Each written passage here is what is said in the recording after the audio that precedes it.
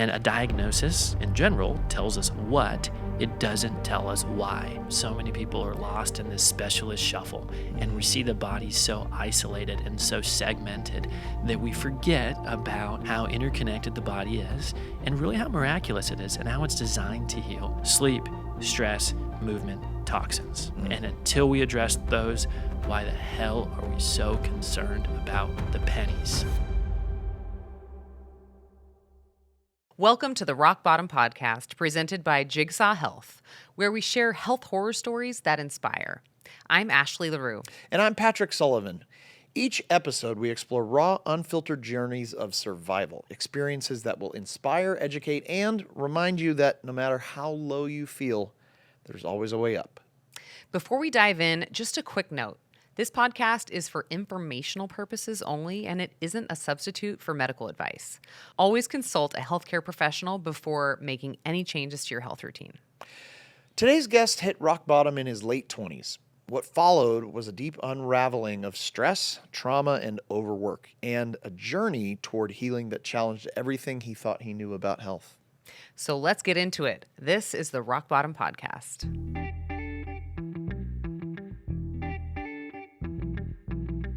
Dr. Matt Delgado, I am so excited to have you on the show today. I know Patrick is too. We've been looking forward to this chat. Why don't you just start off by telling us if you can recall the moment where you truly hit rock bottom and what led you there? Yeah. Tough question, I think, to answer because we see it as, I have a visual in my office. I'm a chiropractor. It's the straw that broke the camel's back. So to recall the one straw now 7 or 8 years later, I'm like, dang. So I took some notes in my phone and I tried to think back to this of what was the maybe exact moment where I thought something was wrong. And I was working as a chiropractor in my first job out of school in a clinic in Omaha, Nebraska. And I was in the middle of a shift, and I remember feeling it was the left side of my abdomen. And I remember it was the left side because in school we learn different symptoms. If you have left-sided abdominal pain, it can be this, versus right-sided abdominal pain, it could be this. So I remember thinking in my head, left-sided abdominal pain, what is going on? Is this my spleen? Did I have malaria? I'm like, no, it can't be any of these.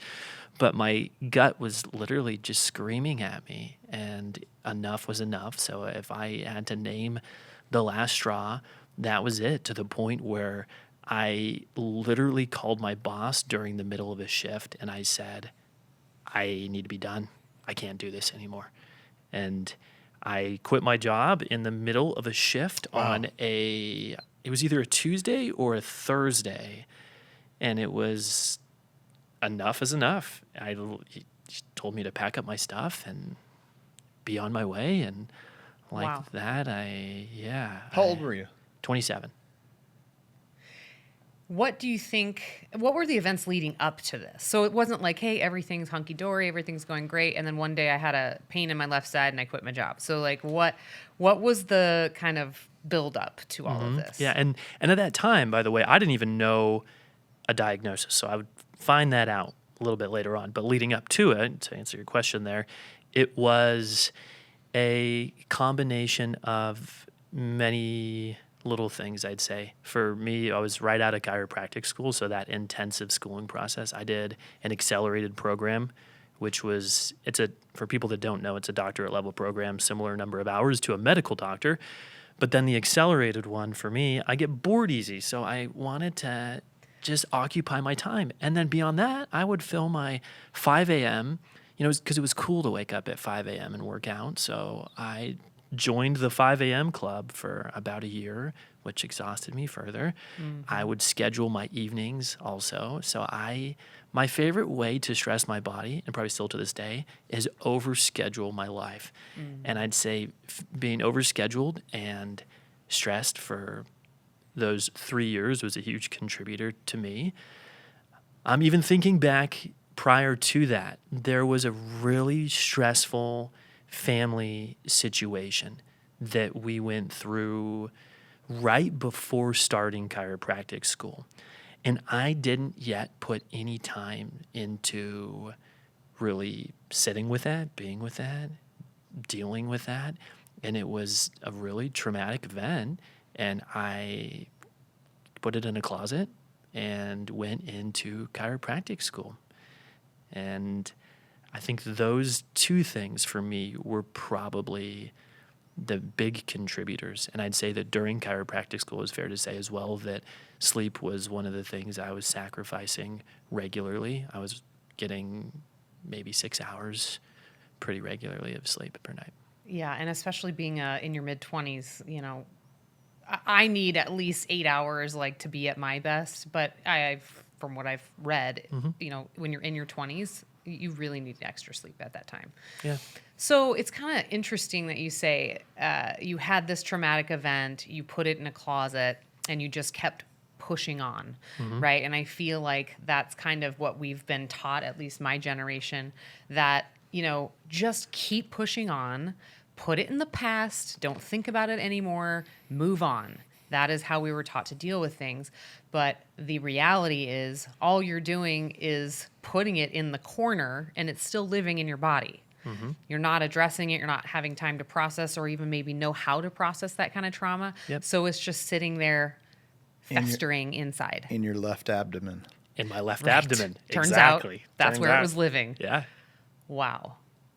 Yep, that makes a lot of sense.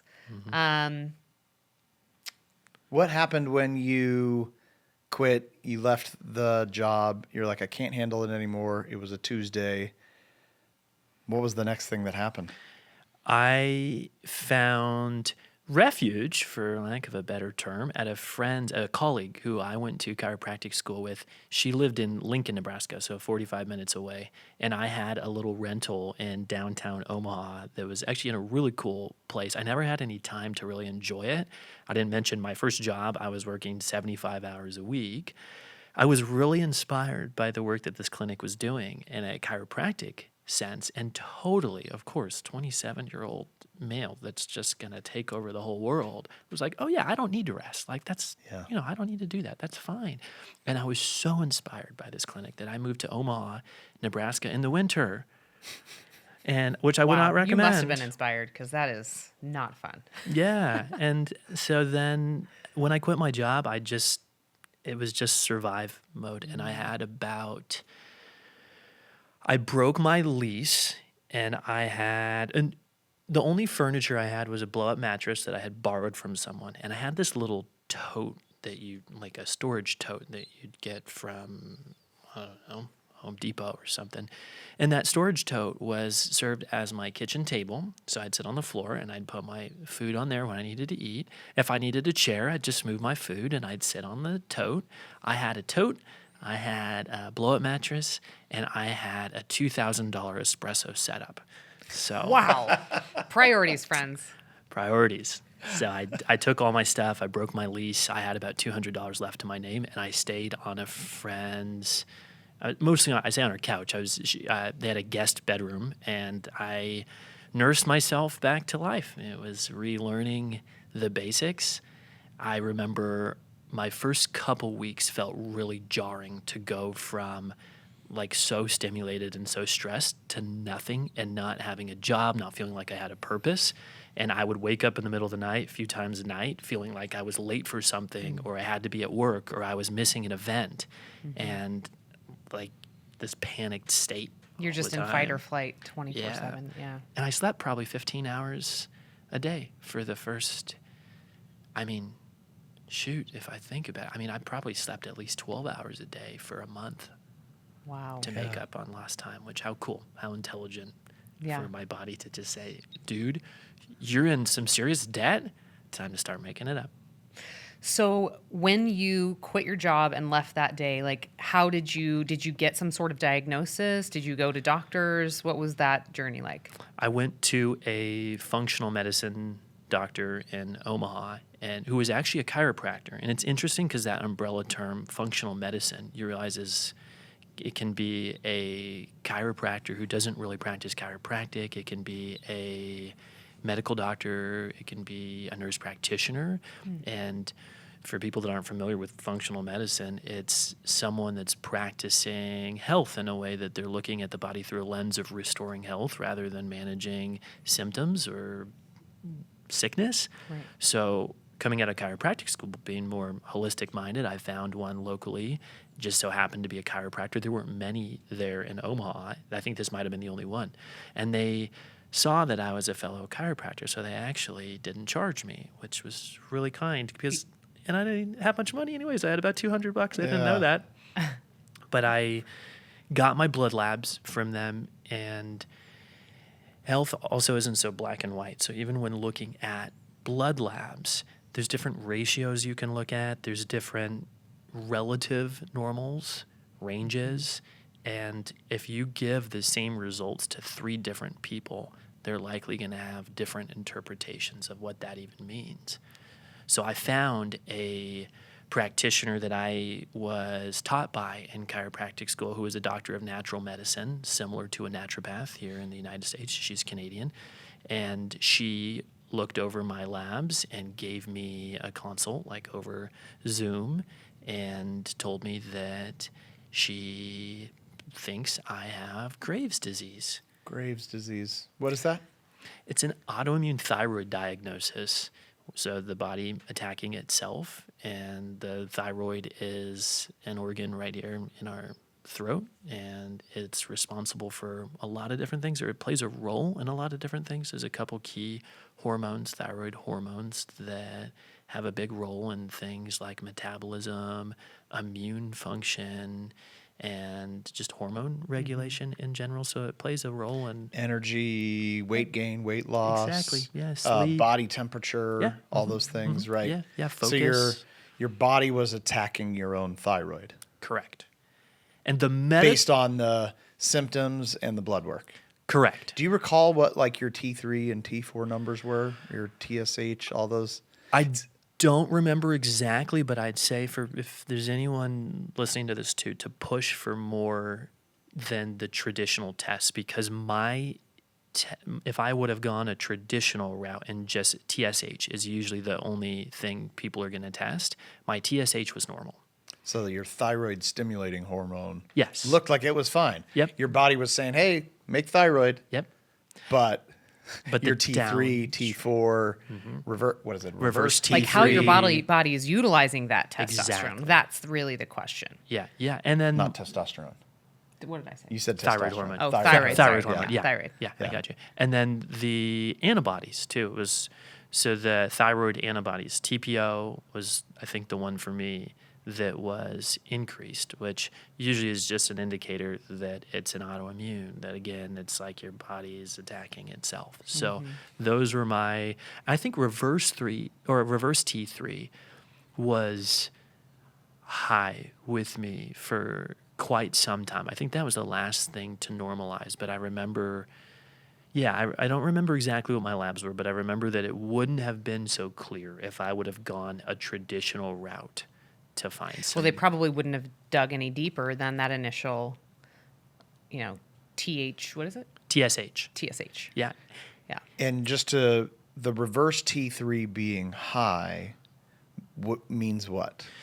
There's a few different interpretations. And again, this is the hard thing with health is you ask a few it's not different. black and white. It's not Okay. black and Yeah. white. Yeah. Because even from, I don't even know if you'd say it's a more woo-woo lens or more mainstream, a lot of what I heard was, there's an energetic component to that. Or there's like some kind of, it could have been the trauma that I had put in the closet to that and that showing up. So it's not really so clear. Sometimes these, again, tests can be really vague indicators of dysfunction. Yeah. And a diagnosis in general tells us what, it doesn't tell us why. Yeah. So the underneath for me was the lack of sleep and the stress and the trauma in my closet. Those were the whys. The what that just makes it easy to tell other people, it's Graves' disease. It's a good starting place because then I don't have to say I don't have to give you 5 minutes of the why. I can give you it in one word. And it's so much easier as humans to give something in one word. We like labels. We like labels. Because we like categories. Yes. Because if we can categorize it, we understand it. It's not the unknown. And then all of a sudden, there's a chemical solution to it or a surgical solution to it also. What were those chemical and surgical solution potentials? So for mine, the surgery would be, since the thyroid is working for Graves, it's overactive versus like hypothyroid or Hashimoto's typically is underactive, or Hashimoto's will go both sides. So Graves being overactive, they say, well, let's just cut it out. Let's make an incision right here on the neck, cut your thyroid out, and then, which, oh yeah, minimally invasive. Right, Let's just cut sure. through your throat. And then we'll give you the thyroid hormones that your body should naturally be making, since you no longer will be producing them. Or we'll give you some radioactive iodine to kill the thyroid. Just take some radioactive drugs. Yeah. So I'm 27 years old. Yeah. And I actually know people that have had that surgery. I was talking to a friend just recently, Brian, actually. Y'all know Brian? And Yeah. he said that he was interviewing someone for his business, and she had a tattoo here on her throat. And I think it was a heart. And he asked what that was for. And she said, oh, I have Graves' disease. That was where the surgery was, where they took my thyroid out. So it's pretty common that people have this, because they make you think that you need this solution. Otherwise, you're screwed. Well, they make it sound like, yes, the only solution, and that it's so harmless. We're just going to cut it out. That way we can just manually manipulate the medications to put you just right where you need to be, not taking into consideration any potential unintended consequences of that. Exactly. Yeah. The body's just a very complex and intelligent thing. And when something vital like that is removed, there's going to be some other things that are affected by taking it out and just by taking a medication. Some people have to do that, like if they have thyroid cancer or whatever, it gets taken out. The medication's awesome for things like that. But so you're saying you have found a way, you did not get your thyroid taken out. You found a way to manage or cure Graves' disease. I'd love to know more about that. Sure. Yeah. And really, really important sometimes, we talk about word choice even, because when you say that, to manage or cure, I love that you even said that, because one of our, in my business, we call them brandable chunks that is written into our language, is we are never broken and we're never fixed. And we so often identify as broken or fixed. And it was so easy for me to feel broken. And when that last straw came down for me, that gut pain in the middle of my shift on a Tuesday afternoon, but then fast forward a year and a half later and sending this into remission, spoiler alert, there you go. There's the ending of that, and we can talk about that. But I wasn't fixed, and I'm not fixed. And if I'm not careful, I will easily find myself back to having one foot in the grave. Pun intended, yes. Right. But you're not fixed, but you're also not broken. Correct. Yes. And that is an important mindset. Yeah, because we think of health as black and white, and it's at a certain threshold when we're fine, we're fixed, or, we have no symptoms. And we think of even symptoms like a smoke alarm, or pain even, generally speaking, is a smoke alarm. It's a signal. It just lets us know something's going on underneath the surface. Well, can you have a fire without the alarm going off? Yes, you can. Can you have no smoke, but there's still a fire? Yes, you can. And we are so infatuated with this alarm that we forget the whole point of the alarm is not to turn the alarm off. That's not why we made an alarm, was to be able to turn it off, or to be able to wave a towel in front of it, or to take the batteries out. The point of the frickin' alarm is to tell us there's a fire. Right. But somehow we forgot that that's the whole point of the alarm, is to tell us there's a fire. So to be grateful for the signal so that we can do something about it. Exactly. And it's the story that we've somehow reshaped and told ourselves that this signal is a bad thing instead of a smart one. I thank God when my smoke alarm goes off in my home, because I probably burned something or messed something up, and I need to open the door and put the flame out, and then we're good. But I get it. The alarm is annoying. So I think we could do both. Yeah. We can, how do we figure out a way to shut it off? And then how do we find a way to really say, okay, this is what it was trying to alert me to. Let me also address this thing, because we can do both. Such a good point that you make about our brains trying to get things into a permanent state versus recognizing the reality of we're always in a temporary state. Yeah. You said never broken, never fixed. Is there a corollary to that on the right path, on the wrong path? Yeah. When you think of health bank, I think is an easy way to look at this. It's depositing. What are we depositing into this? And if we're overdrafting, that's when we feel like we're broken. And when we have a really net positive, that's where we feel like we're untouchable. And we actually get used to where we are, and there's a term, baseline resetting.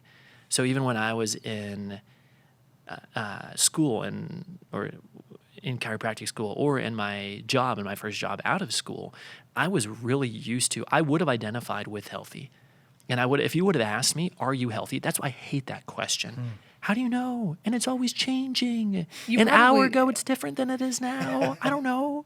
Right. You probably would have said, oh, yeah, I'm totally healthy. I'm just a little tired. Exactly. Or not even, because I was drinking how many cups of coffee a day? Well, I mean, with a $2,000 espresso setup, I mean, can you blame you? That's what I mean. You got to run that thing. I got to run that thing.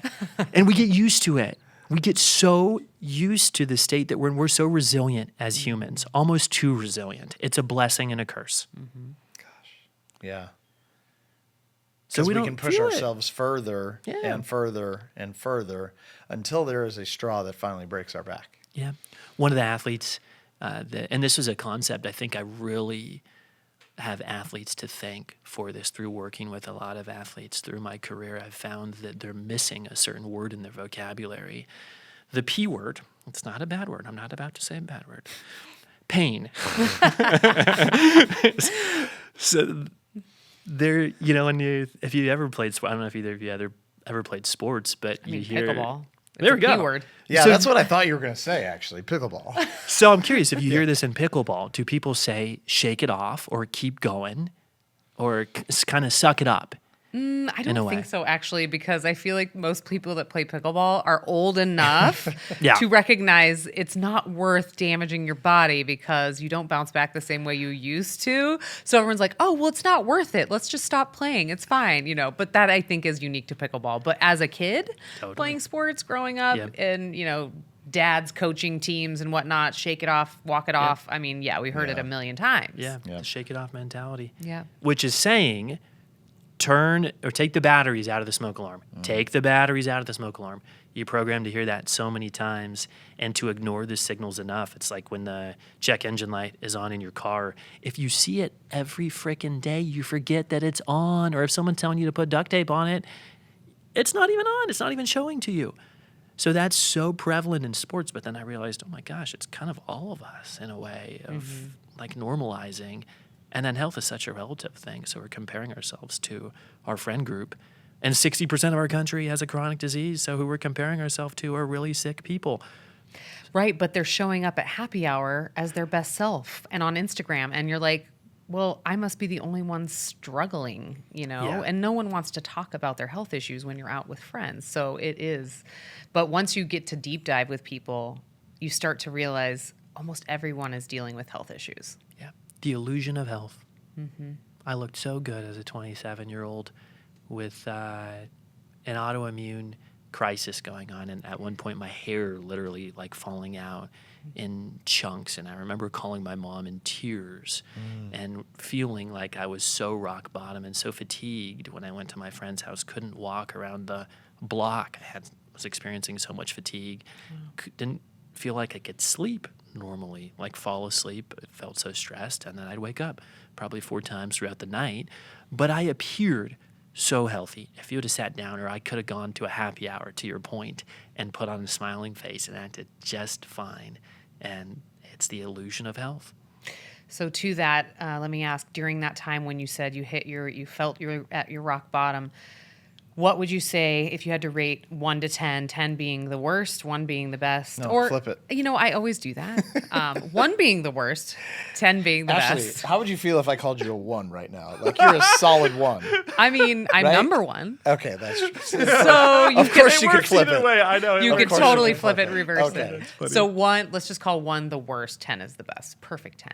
Okay. At that time, what was your number on a daily basis?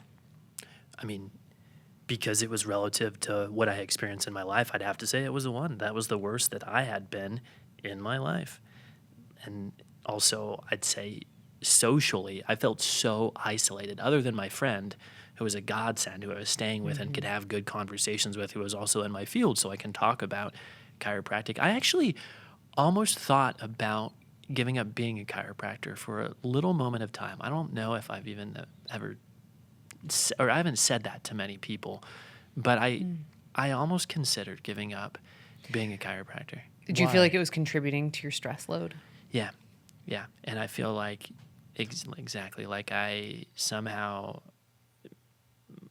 like, how am I going to do this and maintain my health? Like, it just almost doesn't feel possible. Like, this feels so tough. And I think the common narrative, to answer your question, Patrick, in my field, is a really old school profession traditionally. You see a lot of young ones changing the narrative in that, and also with their branding and their messaging and their cultures they're creating and their work-life balance. But traditionally, it's a very old school profession. It's work hard, play hard, work long hours, earn your spot. And that's the majority of what I was exposed to. And I thought that it had to be like that. So you didn't want to, from that perspective of like, I'm burnt out. I don't know exactly what's wrong with me. I have a nice espresso machine, but other than that, I have a blunt mattress and a tote. I don't want to go through. It's the quarter life crisis Totally. kind of thing. And you had the extra straw on the camel's back of like hair falling out. Take us back to that moment of like, Yeah. what's going through your head as you're pulling out, like seeing chunks of hair come out? Yeah, this was actually, so my first month I spent really, focusing on really foundational things, good sleep. When I could get back to movement, I did. It was about a month, honestly, before I felt like I could go on walks again. Wow. So walking was kind of your go-to. Yep, which Just was really- important because I found now as a clinician, a lot of people want to do a HIIT workout because it's that level of stimulation we're used to when we're so stressed that just feels comfortable to us. Like, I just want to blow off steam. It's like, I want to feel like I did something hard. exactly. Otherwise, I didn't really do anything. you know? Exactly. Yeah. Which, Yeah, walking this is too boring. yeah. But now that's my favorite form of exercise, honestly. It sounds Best. weird, but it's walking. But yeah, it's foundational basics, and then eating good food. I remember if it had a label on it, I didn't eat it for the first Whole month. foods. Only whole foods for the first month, and I got rid of any kind of sugars. I actually got rid of coffee for a month, which I love. But How did you feel, and how quickly did that make a difference for you? very quick after 27 years old and doing foundational habits. Religiously, I was to a T. Like, there was no such thing as a cheat sugar, cheat coffee. I didn't mess with it at all, and I was sleeping. Comedy movies were actually a big part of the initial process. I realized how serious I got, and Adam Sandler was my favorite childhood actor. So I put my on anger management, and I remember the scene where So he good. backs into the car on the rooftop, and it falls off the roof. And I laughed so hard for the first time in probably years. And I realized, whoa, I've become really serious. Too serious. Yeah. Oh, did you see his Netflix special? It was how many years ago? Probably close to 10 years ago now that he put it out. Probably 8. What was it called, Patrick? Oh God, I think it's maybe 100% fresh. Yeah, I think that might be it. Okay, so I love some of the Adam Sandler movies too, and like he's made some that were not so great, but the good ones are the good ones. When I watched his special, I think we watched it like maybe 6 or 7 times. Every time someone would come over, we'd be like, "We've got to watch this," Yeah. because it's totally old school. Yeah. You're gonna love it. Just put it I'll down, have to watch it. and you're Yeah. welcome. Yeah. Okay, so you managed everything through basically food. Any kind of supplements you threw in there? Yeah. So I think for the first month, I didn't mess with anything. And then after a month, I moved to a few places, which, by the way, moving is one of the most stressful things you can go through. And I didn't even It is a realize that. 4-letter word to move. Yeah, there we go. Exactly. And I counted back. I think I've moved 12 times in the last 8 years. Oh, And so there's one of the big stressors on my list too. 12 So, of them. Yeah. Yeah, 12 of them. Yeah, exactly. Yeah, they accumulate. So it was 1 month in Nebraska, then I moved to Dallas because that was kind of my gateway Texas. I knew I wanted to go back to Texas. I live in Austin now. And in Dallas, I have an uncle who does construction. I did a few blue-collar jobs growing up, but I had never done construction, so I helped do that part-time to make a little bit of money, so I had more than $200 to my name, and that's where I noticed my hair was falling out. So I remember calling my mom in tears, like, I don't know what's going on, I don't know what to do. And my mom was diagnosed with Hashimoto's.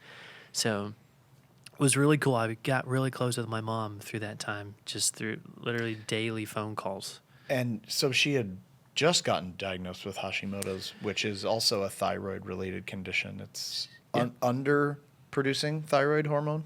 Typically. Hashimoto's will kind of bounce back and forth, but typically settles with hypo, which is under-producing thyroid hormone. Yeah, So yeah. she was actually, for about 10 years, she had been diagnosed. So even when I was in high school, I remember we used to make fun of her for like eating gluten-free and having some of the food that she would, in baking things that had like monk fruit as a sweetener, stevia, instead of all the sugar that we were used to and flour.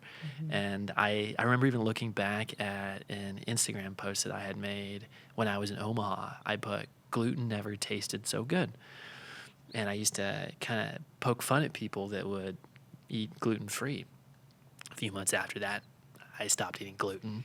So Yeah. and I haven't since. It's been like 8 years. Oh, goodness, yeah.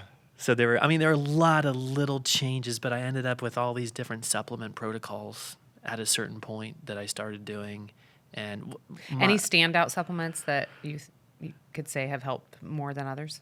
And that, like, you're still doing that. You're like, all right, I tried these. Those didn't work. I tried these. These do work. Yeah, I'm going to take a little bit different stance. Oh, yeah, Yeah, please. Yeah.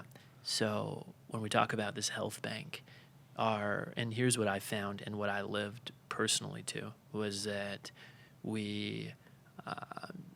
I think we're so sold on this idea that supplements are really like the first thing that we should take. So there's a little bit of an order problem here.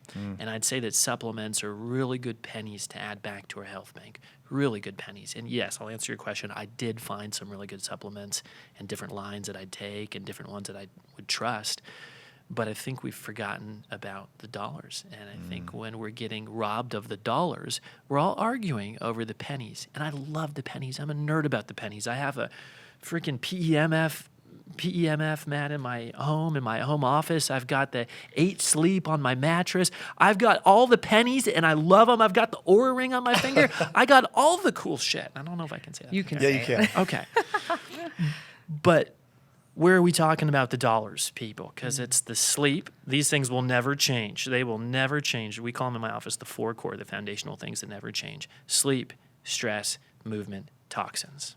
And until we address those, why the hell are we so concerned about the pennies?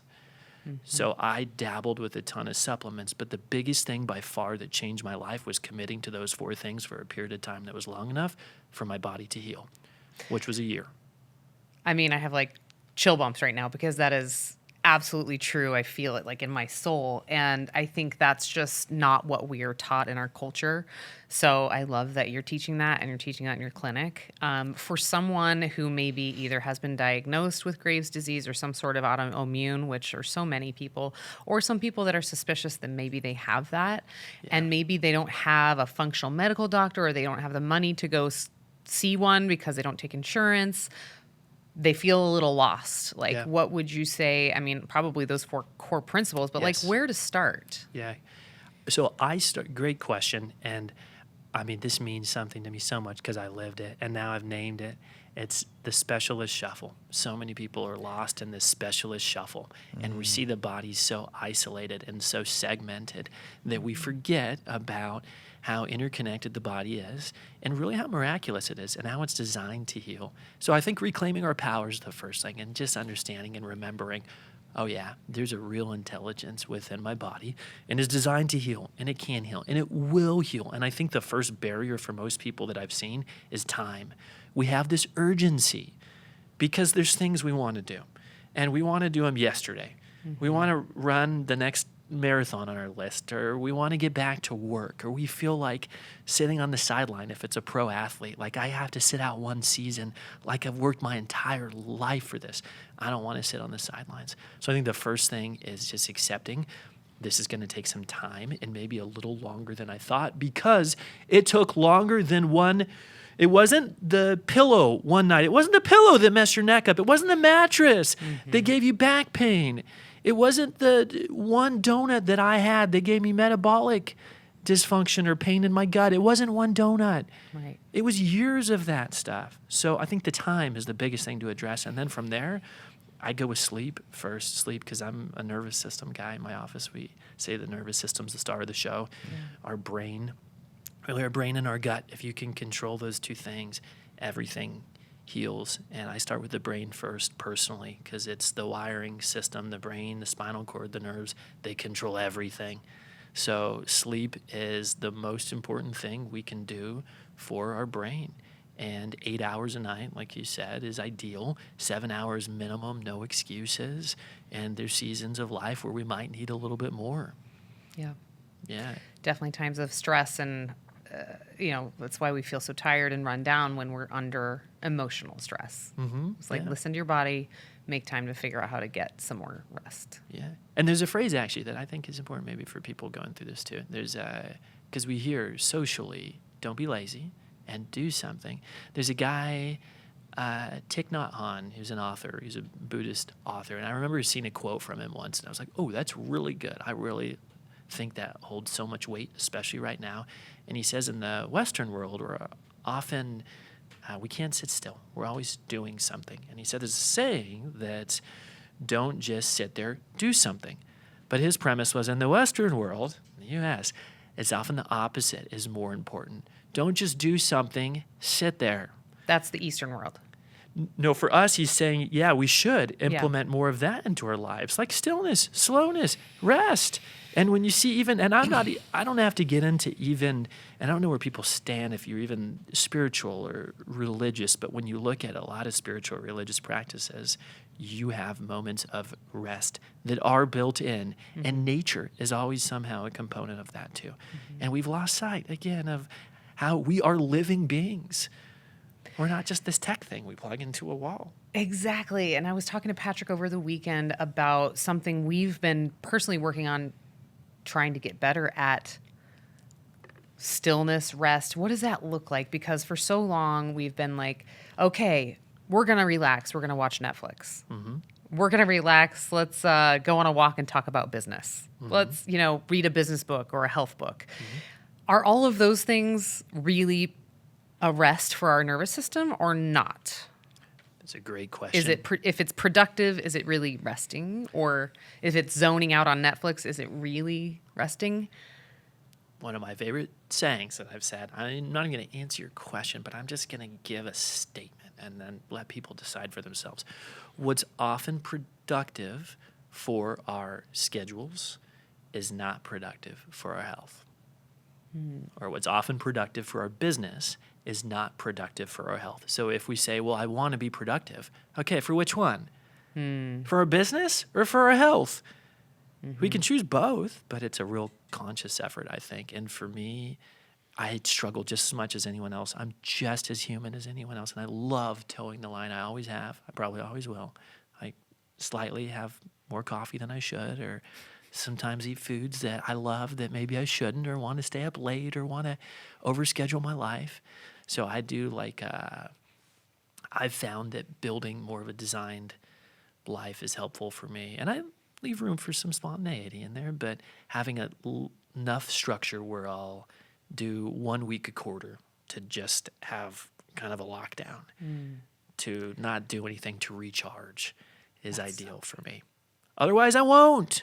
Okay, so question. When you do your recharge, what kind of activities are you doing? I talk to friends on the phone. One of my, being in community is so important for us. So I'll catch up with friends. Sometimes I haven't in a while. I go on walks. I go on hikes. I'm going to Asheville, North Carolina in a couple weeks, and that's where I'm doing my recharge this time. I don't always go somewhere, but I like to. For me, it's helpful if I'm somewhere in nature where I feel really inspired and I'll stop on hikes and just reflect or just sit there for a little bit. And it's usually really uncomfortable, by the way. And I don't think enough people talk about that, because when we go from so stimulated, drinking cold brew and sitting, going from thing to thing to the middle of nowhere, and it's really beautiful, my thoughts usually are, whoa, this is incredible, but I'm having a really tough time. I feel like I can't sit still, and I want to check my phone every 2 minutes, and I want to move. And I was in Boulder last fall when I did this, and it was alarming to me because I hadn't been living by like taking enough recharges, and I ran for about 2 miles just to feel enough, because I didn't feel enough stimulation. It was so quiet. I was in the most beautiful place, but it was really uncomfortable. So I just ran, and I hate running. Yeah, me too. Yeah. You must have been desperate. I was. It's like, I need to feel something. Give me more. What happened? Interesting. What happened after the end of the 2 miles? I settled. Yeah. What an amazing way to get to know yourself more and push those edges. I love the recharge, making time once a quarter. And maybe a lot of people can't do a whole week if you don't work for yourself, but Yeah. even doing a whole day Yes. that's unplugged from things, and just figuring out how to make time for it seems really good. I think I'm gonna noodle on how to do that in my life. Cool. You quoted, I don't recall the name, but you said, "Don't just do something. Sit there." What was the name of that? Thich Nhat Hanh, ThichNhatHanH. So I love the sort of mirrorness of that. Don't just sit there, do something. But to flip it into don't just do something, Yeah. sit there, hit me, because very busy body. Yeah. And Well, Twitter's so tempting, well, it is. It is. Well, we were talking about this, Ash and I were talking about this over the weekend, where my inbox is sort of stuff that I got to do. So it's like, I don't really like going to my inbox, but Twitter is a Charlie's chocolate factory of Junk food. new facts and amazing things that the algorithm knows I'm going to like to learn about. Yeah. And it's just like, and it's not doom scrolling, because I don't feel like stressed out about it. I'm just like, oh, that's neat. That's neat. Stimulus- That's neat. But it's just yeah. like, it's the dopamine stimulation. And to just sit there and do nothing kind of has an appeal. How do you feel about reading, though? Like a I love it. specific kind of book? Can that also be part of doing nothing if it's like a Yeah. book that makes you happy? Yeah, Or...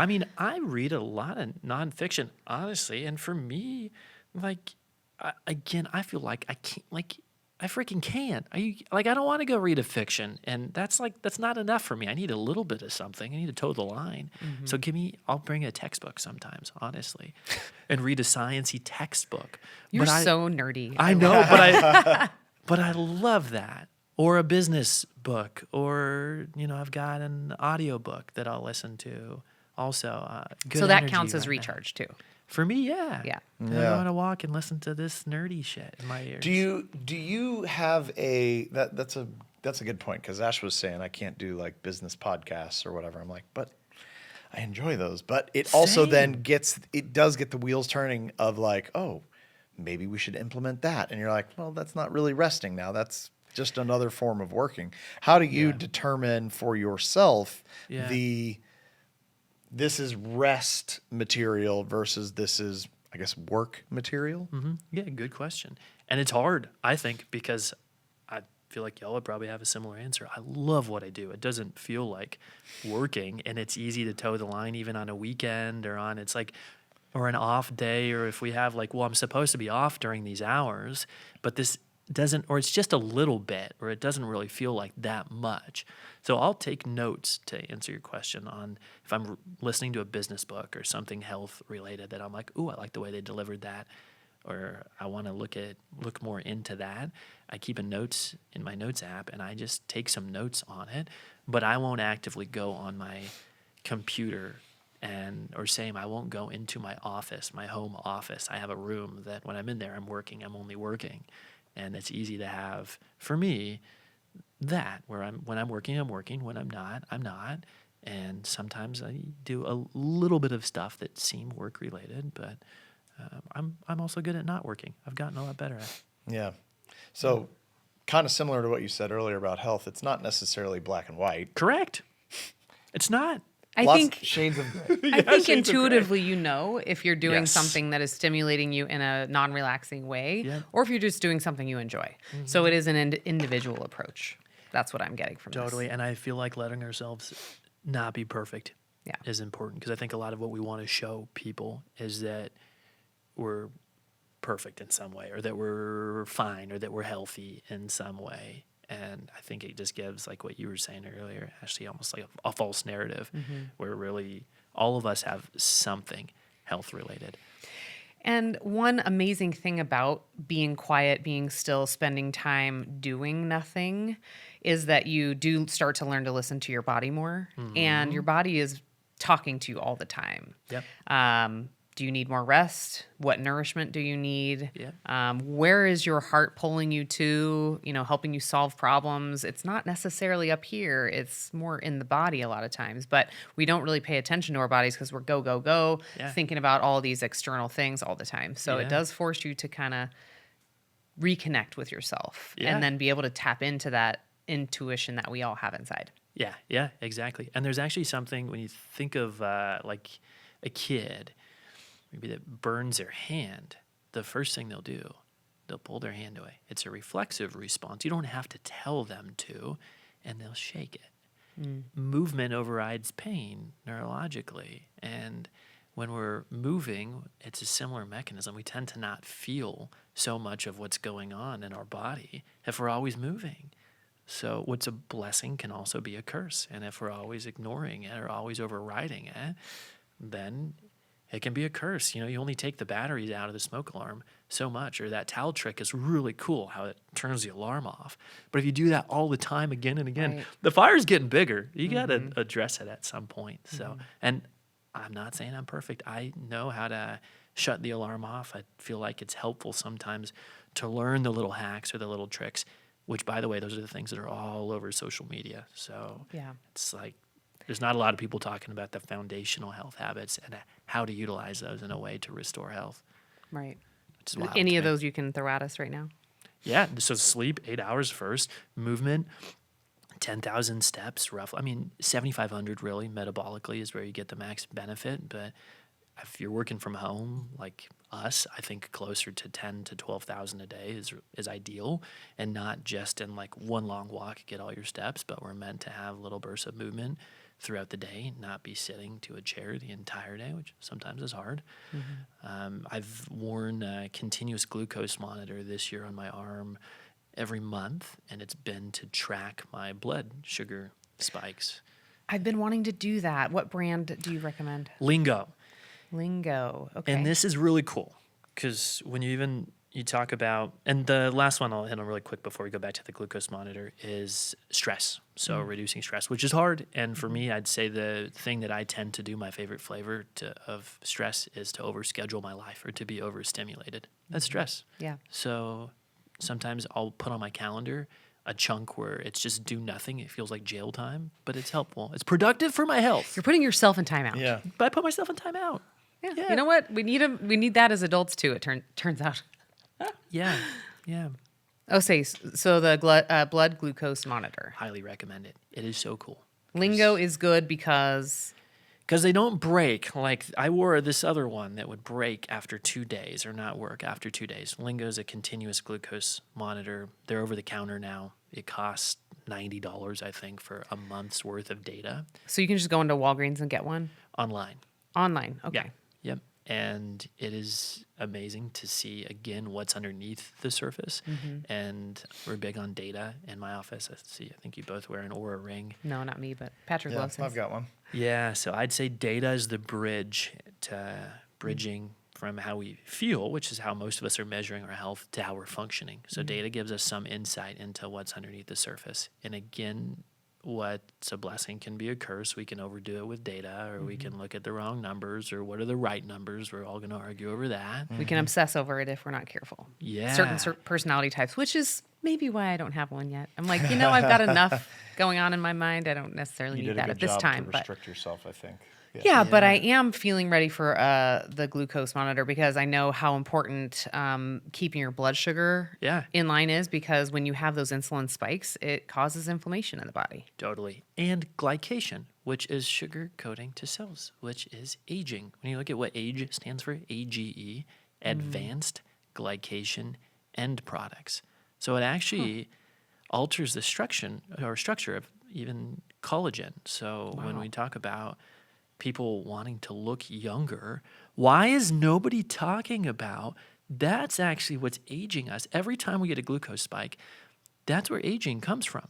And a fructose spike, if it's something sweet that we're eating, we have an associated fructose spike with it. There's fructose in the sweet foods that we eat. That's 10 times. They say that's 10x the amount of glycation. So again, we are damaging through foundational things. We're getting robbed of dollars. But then let me just use some Botox, which is some pennies that I'm going to add back in. Yeah. Come on. I know. It doesn't make a lot of sense. Come on. So how many days in a row do you wear the monitor? For 15. And you just put it on once, it stays on. Yes, 2 weeks, 14, maybe 14, 15 days. And I didn't realize for years I have some signs of insulin resistance for sure. And I'm 35 years old right now, but for years I ate the worst things you can possibly think of. Growing up, it was bagel bites, Costco stuff, pizza pockets, whatever, Doritos, Oreos, the Twinkies, the sugary drinks, everything. Soda. I'd have at least one 20-ounce soda a day for years. Probably the first 25 years of my life was the worst diet. Like if you wanted to poison someone, feed them that diet. That's what I did for 25 years. Well, that definitely contributed to the straw that broke the camel's That was back. a contributor Yeah. too. I forgot of like all the things like years prior. So when you started using the monitor, what were some of the surprising things that you noticed? So it's like an app on your phone. It tells you what you ate. Did it like stabilize? Did it spike? So you get to see all that data like real time, basically. Yep. So the illusion of health is all around us. Marketing is very good at showing us that things are healthy. We'll put the air quotes on it again. That's why I don't like the word. Because who says that it's healthy? Because if I eat something that's healthy, I like the healthy sweets. So I'll just go ham on those. And then I get a blood glucose spike and sugar in the body. It's handling it the same. It doesn't matter if it's it does relatively. I'd take the intelligent forms of sugar that are natural over white sugar, but the body doesn't actually know any different. It's doing the same things. It's doing the same damage underneath the surface. And we don't talk about that so much. So if you can see it and learn some basics about what it's doing, there's a really good book, Glucose Revolution, and an Instagram account, Glucose Goddess. She's become known for all of these things, and her stuff is awesome. And her book is a really easy, simple, I think like a 6-hour audiobook listen. And if you buy that book, get a glucose monitor, and then I'd say track the basics even with a smart ring, I'm a firm believer you can reverse just about anything. And I like the smart ring because just by monitoring your blood glucose your glucose levels. And so I think the core 4, here's how we track them, is the ring that we've got on, we can measure stress through HRV. We can measure sleep through, so there's 2 of the 4 right there. Steps, there's 3 of the 4, and then the 4th one with the glucose monitor. And the results we're getting right now clinically, even through simplifying and really going all in on these foundational things, is miraculous. And people that are caught in this specialist shuffle. And it's not just like people you think of that would be like, oh, my parents or my aunt or my uncle. Young 20-something-year-olds, 30-something-year-olds, pro athletes Even younger. Yeah, even younger. Yeah. Teens. This is really exciting to me because it's an actionable step that most people can afford at least the glucose monitor, maybe or a ring later on. But to Get the just Chinese start, one. just which one? I've gotten the Chinese knockoffs of the Oh, it Oura works. Ring. They work. Yeah. You can buy the cheap ones for $50. Okay. Oh yeah. Yeah. Me So and my by just looking at like eat normal, how you Yep. normally would, and then take a look at that and see where things are, and then start making adjustments based on where the spikes are, Yep. you'll see miraculous changes in your health. Yes. So, and I'm going to put it this way, because here's how we tell the story with humans. It's like, really? You're telling me that you can do this? So let me tell you this also. If you have a plant that's withering, but it's in a dark closet, and you're giving it all these chemicals, you're trying all these even natural powders that you're going to put in that can help it, and like the organic powders even in this dark closet. What if I told you you could move this plant in front of the window, and if you just start watering it every day, it's going to take some time, but if you start watering it every day, this thing's going to come back to life. And you're going to look at me like I'm a little bit crazy, because all anyone's ever told you is that this plant in the closet just needs the healthy chemicals and it'll come back to life. And I'm over here saying, yo, we're not even looking at it right. Let's put it by the window and let's just talk sweet to it a little bit, and let's give it some water. Give it maybe a year, and then damn, this thing's going to grow back again. Yeah, that's a great analogy.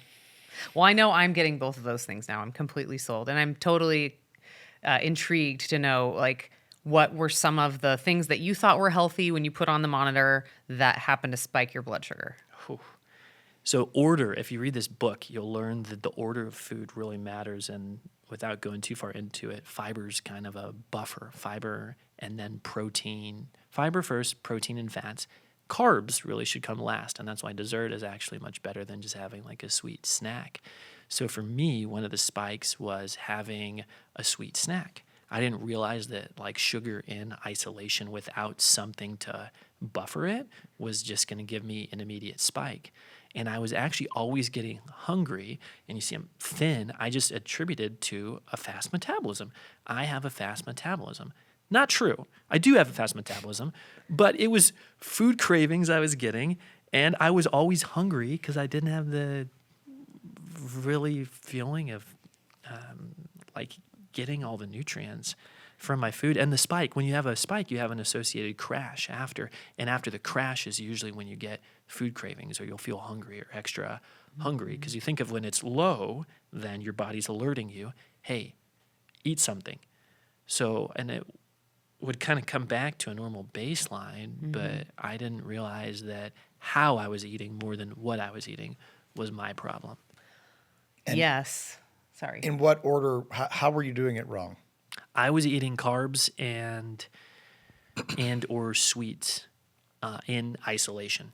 Without fat or protein. Correct. Yeah. And most of the snack foods out there are carb heavy. And even when you go out to restaurants, you realize everything is really, eating out is a real challenge. And for me, I'm always on the go, and I work from home, and my life is really all over the place in a good way. I love it. I love the organized chaos, but I eat out a lot. And in Austin, I've got the good, healthy, again, I'm going to put air quotes every time I say healthy, healthier options and good foods. But you realize a lot of these are, if you look at maybe the macros of what is on your plate, it's more carbs than anything. Protein is more expensive, so naturally it's going to be less of it. And then a lot of times they're just not giving you as many vegetables. Right. So that's where the learning how to even order when eating out, like now having, like a salad first or vegetables first. We'll go out now like a side of broccoli. Eat that first, and then you can even eat a pizza. Because of some fiber? Yeah. Yeah. And it's not going to spike you in the same way. Ah, interesting. Okay, so fiber first, then protein, then carbs, if you can. Protein and fat go together is the second one, and then the carbs and sweets at the end. And then everyone's going to have in a different amount. I'm more sensitive to carbs because of 25 years of crap in my body. I have friends in like chiropractic school even that have done this, and chiro kids, that they call them chiro kids, that were raised by chiropractors that never had, many of them never had vaccines in their life and have always had this type of like natural lifestyle where the plant's always been by the window and it's always been watered from a young age, and you build so much resilience. And I got to see through data again the miraculous nature of what resilience really is. When I compared my glucose curves to someone who had lived this natural way, and this other individual could get away with so much more. Because the body's just more resilient to it. Yeah, and I was so jealous. I still am, and envious. Like, what the heck?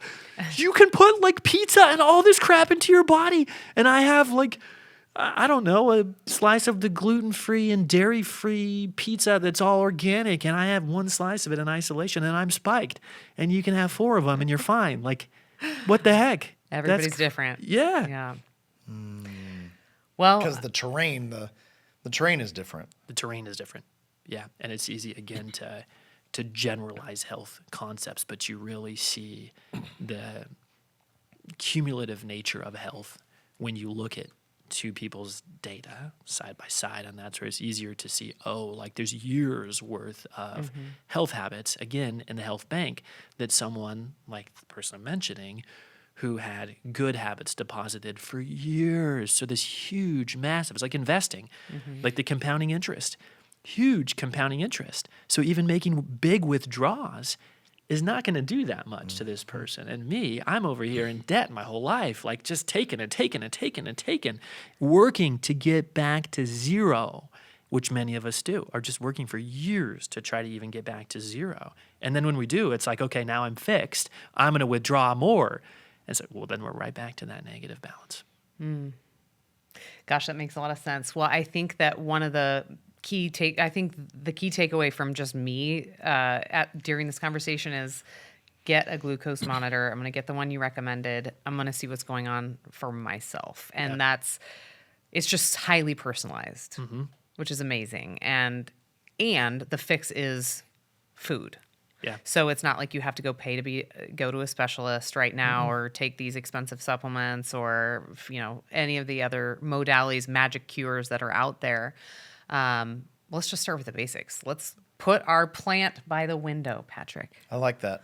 For sure. Well, I was going to say that I've even gone so far as saying that, and I had a guy who flew in to see me in Austin, which has started happening more and more for people caught in a specialist shuffle to try to figure out how to get out of it. And I recently talked to this individual on the phone and was doing like an audit of their data. When you can measure it, you can manage it. And it's really simple. And it was sleep and movement. And I think most people, if they're experiencing even physical pain, you control these simple variables, your pain will go away. So I honestly think that even if chiropractors were just working to relieve pain, which many of them are, and that's fine, there's nothing wrong with that, most would lose the majority of their business if people were owning these 4 things. So we even try to teach people in my office, because our office isn't about pain where I'm at, it's health and health restoration. And you see all the things change when you deal with restoring health from the ground up. It's like, again, the plant, if it's water and sunlight, maybe your one targeted response is like, oh, well, I want the brown leaves to turn green. But in the process, you also happen to change the soil, and you change the root, and you change the trunk. It's like, again, we think of it so segmented, but when you bring health back to it, actually all the things start to clear up, which is really cool. So you'll notice with this simple framework, all the things start to get a little bit better. It's not just, I'm going to do this for my hair loss, and I'm going to do this for my energy, and I'm going to do this for my sleep, and I'm going to take this for this and take this for that. It is interconnected. It is all so interconnected. Gosh, so amazing words of wisdom there. I think a lot of people have a misconception about chiropractors that you only go to, this was me, okay? So you only go to a chiropractor when you throw your back out or you have neck pain or, something like that. And what you're telling me is your focus is really more on resetting the nervous system. Yes, getting the frame of the body back in line. If there's something out of balance, it can cause blockages, et cetera. So, your energy and everything is not flowing the way that it should. But really, it's much more than a snap, crackle, pop. What is the process like when someone comes in to see you? Yeah, great question. I'm making a comeback to YouTube. And right now, and I hate that I'm even going to say this, but I'm going to say this here. My marketing coach, my business coach calls it the boob tube right now. And there was even on a reality show, this guy is watching chiropractic videos and his boss comes in and is like, "What are you watching? Like, you're in trouble." And he's like, "Oh, it's just chiropractic videos." Because there's all these women in like athleisure, but in Austin and athleisure, like they're not wearing much. And on my channel, we didn't tell them what to wear. They were wearing what they were wearing. But then you see all these chiropractors follow suit. And it's just turned into like a reality TV show that is not so great. So bring it full circle though, what now I'm going to make it come back to YouTube is Beyond the Crack. It was the name of the series. The whole point of even saying I love that is because there's so much more to chiropractic than cracking or popping, and it's turned into that because people love the noise and people they're fun to watch those videos, but it's a joke. It is such a joke, and it's turned the profession, I think, in my opinion, largely into a laughing stock. And chiropractic initially was founded on restoration of health through an optimally functioning nervous system. And testing was used to figure out where in the spine there were these little alterations. We use a technical term as chiropractors called subluxations. So almost like distortion of the spinal cord, where it messes with the signaling of the nervous system. And again, instead of so black and white, instead of like, oh, I put my arm out and like hit the table funny and now that messed with my signaling, like no, or like a pillow, no, come on. We'd be extinct, honestly. If pillows were causing all of our neck problems, we would be extinct. That's a good little bite right there, sound bite. We really would, seriously. So we look at it more in the cumulative nature through, if you can measure it, we can manage it. So we measure the nervous system through our insight scans, 3 separate scans to look at how healthy is the nervous system.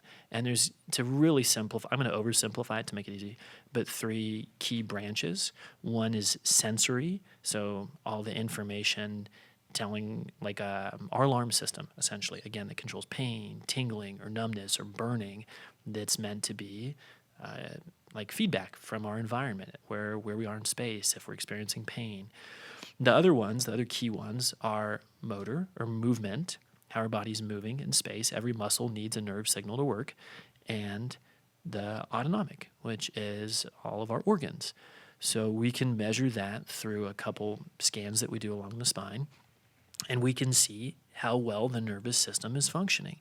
And we do that, and that's really key to give us enough data to figure out how deep the roots go.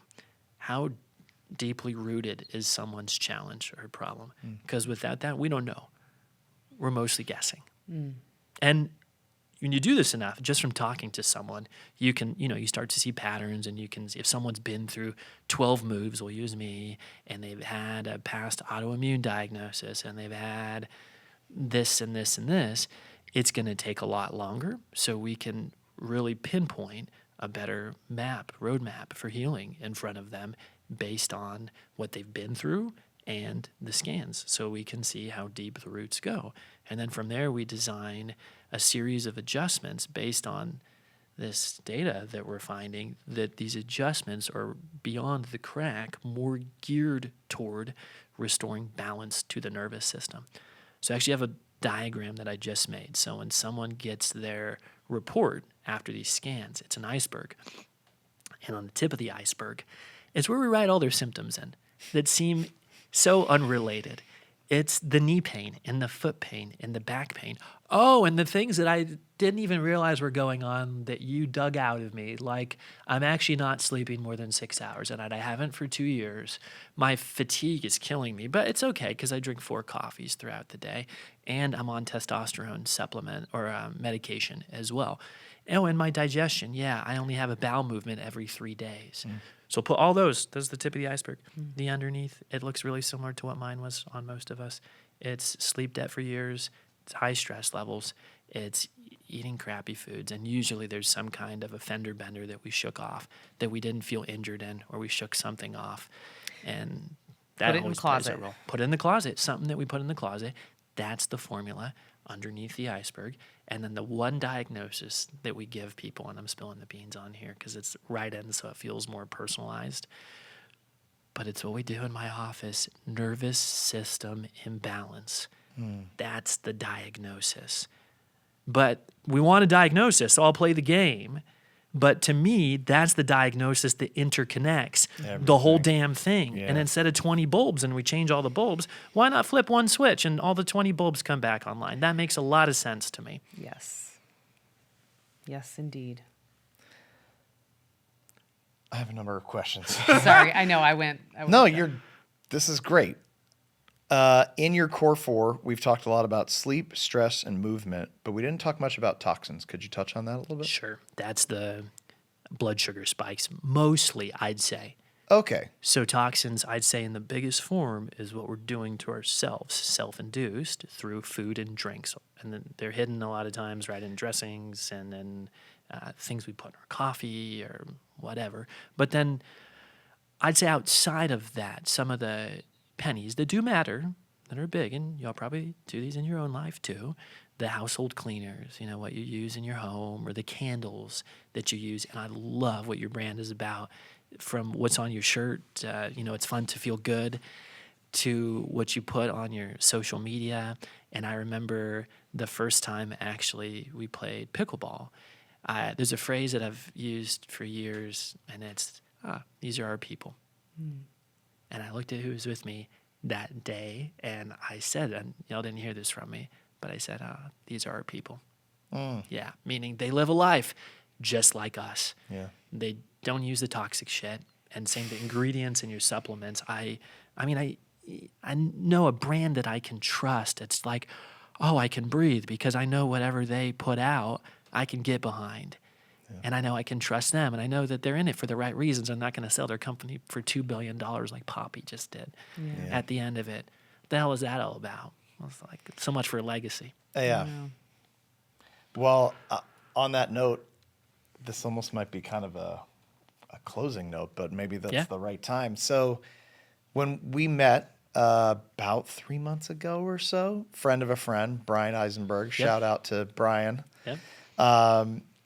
And he was like, you guys are going to hit it off. And we definitely did. Yeah. But you telling us a little bit about this story, your health challenge, maybe about a week later or so, that rolled around in my subconscious for a while. And you and that story was actually the inspiration, one of the inspirations for this Rock Bottom podcast. All right. That's awesome. Thank you for being one of our first guests. Yeah. So thank you for being, so cool. I was like, it's too bad that we're not going to get to interview Dr. Matt on the show that he helped to inspire. Because he lives in Austin. Because he lives in Austin and we're here in Arizona. And I was like, oh, how are we going to ever, connect again? Literally, I was thinking, well, maybe when he comes back again next, around Christmas time next year. But then you reached out to me last week and the universe was like, now's the time. Maybe now's the time to help us launch this show, to help us launch this series. So we really are delighted that you have shared what you shared. And I don't fully want to close the show yet because I actually want to go back to Graves, your Graves disease. And I think this is maybe the way to put a button on it. You talked to your chiropractic friend that was in Canada. She helped to give you a label. Yep. You found out and I think really discovered the core 4 things for yourself. Correct. Was there a moment of freedom, of release, of like I beat it, empowerment? Like, empowerment? What? Walk us to the. Not that it's a finish line, because that's the wrong way to say it. But there was a moment of light, inspiration. I'm headed down the right path. Yeah. No, this is so good. There's a lot. I'll try to make it simple. There were actually a few times that I celebrated that I thought the finish line was only 5 meters in front of me. And then you realize it's like 100 meters. And you realize, oh shit, it's like never ending. The mountain Yeah. keeps going. The race keeps running. So years of experience that has helped me find like that there actually is no end. And I first thought it was so short. And after about a month of these habits, I would feel really good. And I would go out. I was 27 years old and happy hour was what we did. So I'd go out with a friend to a happy hour. I'd have a beer or 2 or 3, and I would feel like I was right back at the beginning of where I was. And for probably 3 months, I think I did that. I'd get better, fall back, get better, fall back, get better, fall back. And then I was like, shoot, well, that's not working. I got to do something different. So I told myself, and I found it was helpful for me giving myself a timeline. So I was so upset. I was like, is this going to be the rest of my life? Like, this sucks. And my whole life looks so different. And my whole identity, too, at the time, like being a chiropractor, and I thought I was this image of health. And now I feel like I'm broken. And my family, of all people, were some of them that were making little jabs at like, oh, you got to eat different. And, oh, you're so picky. And I'm like, it's not picky. It's my health. Yeah. And so I gave myself a year. I said, I'm just going to commit to a year of this, and I'm going to see what happens. And after about 8 months was when I was like, oh, this is like, it felt like this is different. Like, this is a different body. This is actually even better than I had felt before I ever had a diagnosis. Right. When you thought you were healthy. Exactly. Yeah. Which is the irony. So much better. And then after I got ongoing checkup tests with my blood work just to see where my levels were underneath things. And it was about a year that things really normalized, where everything really normalized. Year to a year and a half where I hit the status of what you say remission. And it was incredibly freeing.